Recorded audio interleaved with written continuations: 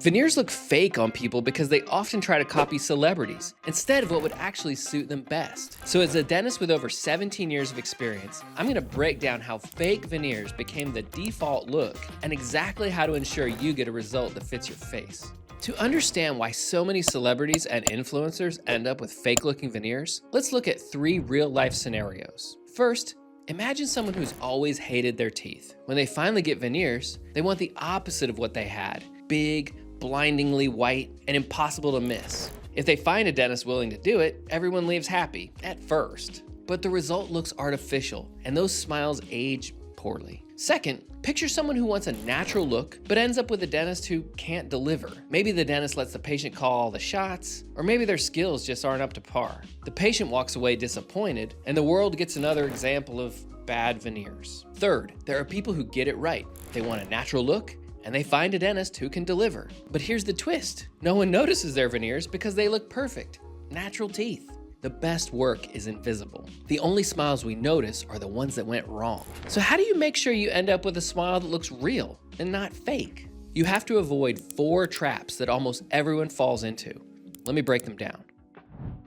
We've all seen the TikToks, influencers opening their mouths to reveal tiny shark teeth before getting veneers. It's terrifying, and it's stuck in everyone's mind. Nobody wants their teeth shaved down to nubs, so when you hear about no prep veneers, or veneers that require 0 drilling, it sounds like a dream solution. But here's where things can go sideways. Take NFL quarterback Matthew Stafford. Before veneers, his smile looked normal. After, suddenly his teeth looked huge, and his lips couldn't close naturally. Dentists call that lip incompetence.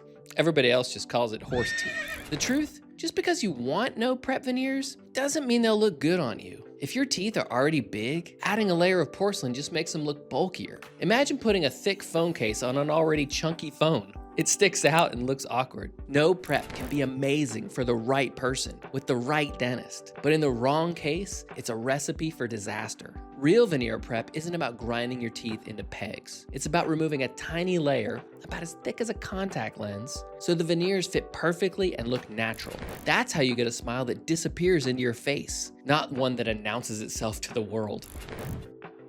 Every so often I get a DM with a selfie and a celebrity reference. Dr. Dougherty, can you make my smile look like this? It's as if cosmetic dentistry is like ordering a Domino's pizza. You pick the pepperoni special, I box it up, and deliver it to your face. But you can't order a menu item smile. When you try to force a generic perfect set of teeth onto a unique face, you get an identity crisis. Just look at Hilary Duff in 2005. She got technically beautiful veneers, but suddenly she looks like someone else. Her face was longer, her expressions forced. Why? Because her new teeth didn't fit her. They were out of the box, not custom made for her features. That's why early in my career, I learned to treat every smile like a blank canvas. I did a lot of dentures that are anchored to implants, not just sitting on the gums. Making dentures taught me that smile design is about engineering every detail, even the negative space, so lips are supported and faces look natural, not artificial. Veneers are a game of millimeters. We have to look at your eyes, your laugh, your facial proportions. If your face isn't asking for longer teeth, we can't force them. The best smile is one designed for you, not for someone else.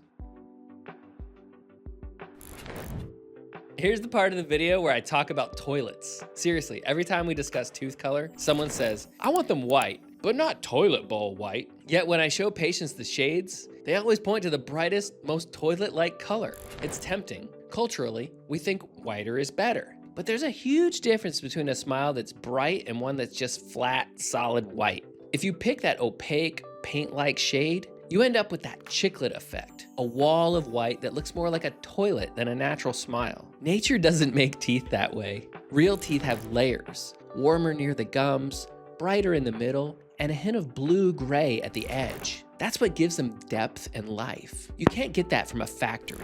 That's why I work with master ceramists who hand layer each veneer, building in those subtle gradients so light passes through, not just bounces off. You can have a bright Hollywood smile, but it needs translucency and dimension. The goal isn't for people to say, nice veneers. It's for them to say, wow, you look amazing. So when you're picking your shade, don't just go for the brightest white. Ask your dentist how they'll create that natural gradient and translucency that makes a smile look real. Even if you trust my experience, there's always that moment of panic. What if I hate my veneers once they're on for good? That fear is real, and I never want a patient to feel stuck with something they don't love. That's why we do a test drive. Before I ever touch your teeth, we use a tooth-colored material to mock up your new smile right on top of your real teeth. You get to see and feel what works and what doesn't. When it's time to prepare your teeth, you don't go home with gaps. You get temporary veneers that are like a prototype of your final smile. I want you to live with them. Go to dinner, talk to your spouse, see them in your own bathroom mirror.